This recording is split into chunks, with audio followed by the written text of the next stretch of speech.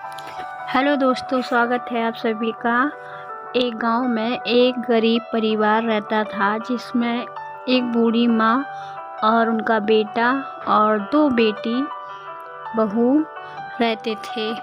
इस घर में तो बड़ी बेटी थोड़ा सुंदर थी, वो एटीट्यूड में ज़्यादा रहती थी, और छोटी बेटी घर का काम काज में भी हाथ बटाती थी और वो एकदम सिंपल तरीके से रहती थी। वो भाभी माँ सबसे प्यार से बातें करती थी। और बड़ी बेटी को थोड़ा एटीट्यूड था, वो घमंडी थी, घर का भी कुछ काम काज नहीं करती थी। बहुत गरीब था ये परिवार। तो ये लोग खेत में प्याज लगाए थे, प्याज के अलावा और कुछ नहीं था इनके पास अभी। तो सोच रहे थे कि दिवाली कैसे मनाएं। बहू गई है सामान लाने कि कुछ ऐसा लाऊं जिससे मैं प्याज का कुछ बना सकूं। तो ये शॉपिंग करके लाई। सामान इतना महंगा कि उसे समझ ही नहीं आए कि वो क्या ख़रीदे क्या ना ख़रीदे। 200 रुपये लाई है, 200 रुपये में क्या क्या ख़रीदेगी। तो वो अपने बजट के अनुसार ख़रीद लाती है सामान, और वहाँ से बोलती है अपनी सासू माँ से कि माँ जी, हमारे पास प्याज है बहुत सारी, तो हम उसका कुछ बनाते हैं, कोई मिठाई बना के देखते हैं। तो सासू माँ बोलती है सारी मिठाइयाँ देखी हैं, पर ये प्याज वाली मिठाई कैसे बनेगी ये नहीं देखी है। बहू ने बहुत सारी प्याज की मिठाई, कतरी, पेड़े सब कुछ बनाए और बहुत ही सुंदर लग रहे थे देखने में, और खाने में बहुत ही स्वादिष्ट थे। तो वो बेचने लगी बाज़ार में जाके।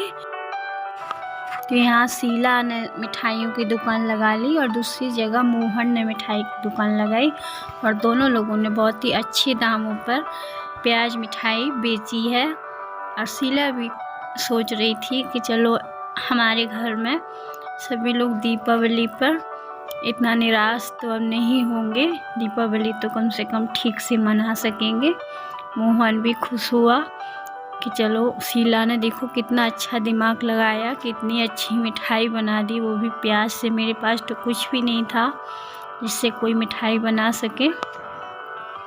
इधर माँ अपनी बेटी को समझाती है कि देखो बेटा, तुम्हारे भैया भाभी कितनी मेहनत करते हैं। बड़ी बेटी को समझा रहे थे कि देखो भैया भाभी अभी भी नहीं आए हैं, आज दीपावली है, तब भी देखो दोनों अभी भी बाज़ार में हैं, मिठाइयाँ बेच रहे हैं। पता नहीं कैसी बेची होंगी कि नहीं बेची होंगी, क्या पता। आज दीपावली के दिन भी मेरे बेटे बहू बाहर हैं, बहुत मेहनत करते हैं बेटा, तुम्हें भी समझना चाहिए। बड़ी बेटी को समझा रही थी, और छोटी बेटी तो समझदार थी, वो तो बात मान जाती थी, पर बड़ी बेटी थोड़ा घमंडी थी, इसलिए वो इतने जल्दी नहीं समझ पाती। तो बड़ी बेटी भी समझ गई कि माँ आप सही कह रही हो, भैया भाभी बहुत मेहनत करके हमारा घर चलाते हैं, तो हमें उनका आदर करना चाहिए। माँ बोली हाँ बेटा, सही कह रही हो, भैया भाभी ऐसे बड़ी किस्मत वालों को मिलते हैं। देखो दीपावली पर हम लोग तो चलो खाना खा रहे हैं, वो तो देखो बाहर हैं, हमें एक दूसरे का साथ नहीं छोड़ना चाहिए।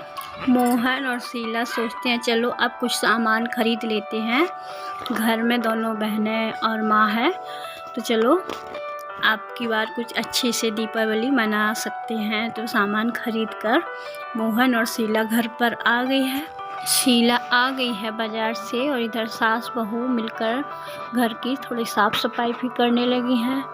शीला भी झाड़ू लगा रही है और सासू माँ भी मदद कर रही हैं। और इधर शीला फ्री हो गई है काम से, तो खाना भी चढ़ा दिया है, खाना भी बनाने लगी। सास बहुत खुश हुई। बाहर को भी साफ करके दीपावली की तैयारी पूरी कर ली है शीला ने। देखिए इन गरीब परिवार में भी